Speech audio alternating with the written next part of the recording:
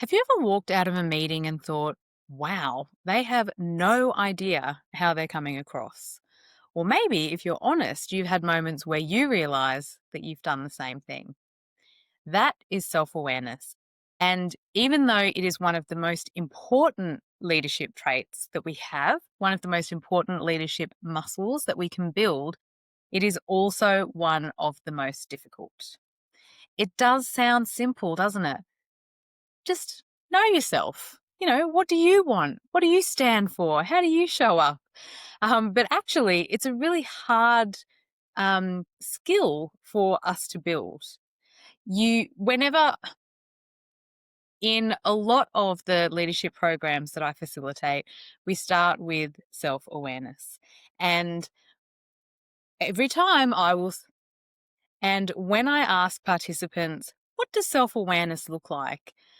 Often the answer comes with more difficulty than when I ask, what does someone who doesn't have self awareness look like? What does it look like when we lack self awareness?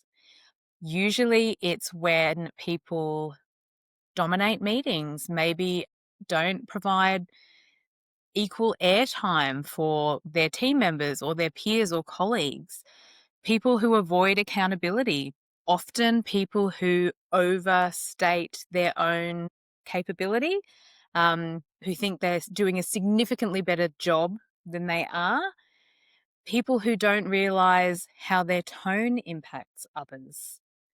Sometimes people who are less self-aware are also less able to pick up on the emotion in the room and less able to realize how their words and their behaviors can have a detrimental or an unintended impact on others. That is what today's conversation about. The honest and sometimes uncomfortable practice of self-awareness and why it matters so much in your leadership journey, how to strengthen it for yourself, and how to manage it in others. It's, yep, okay, great. Now my self-awareness is growing, and all of a sudden I'm seeing the distinct lack of self-awareness in people around me. What do I do with that? Well, we're going to cover all of that today.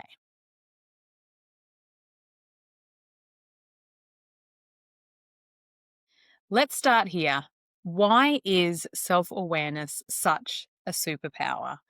Well, I always say first we need to know where we are, and then we need to choose where we want to be. And then, only then, when we have the A point and the B point determined, can we figure out how we get there.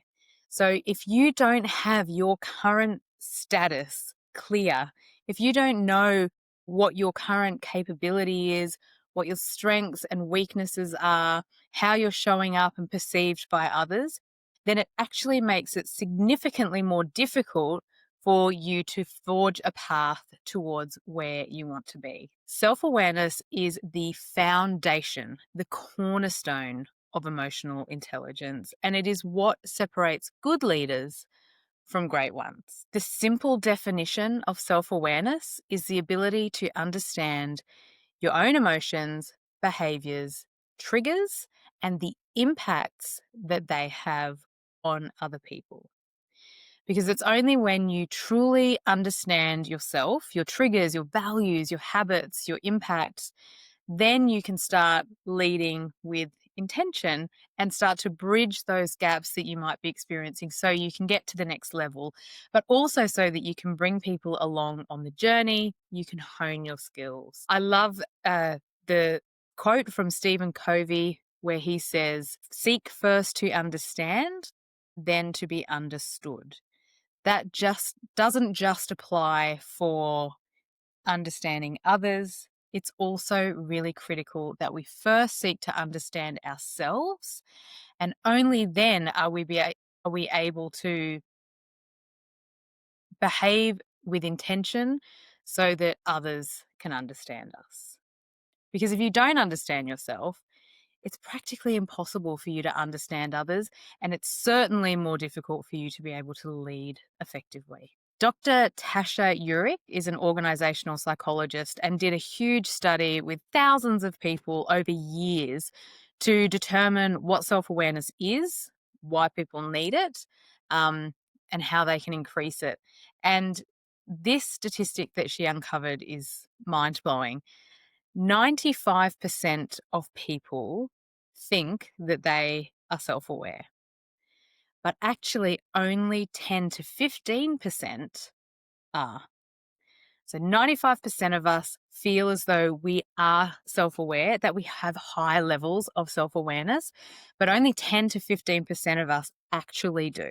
And that is why self awareness is thought of as the meta skill for the 21st century, because it creates the ceiling or the limit for all of our other skills. So if you want to be effective in communicating or influence or have a high EQ or be able to collaborate with others, the upper limit that you can achieve in all of those different skill sets is determined by your level of self awareness.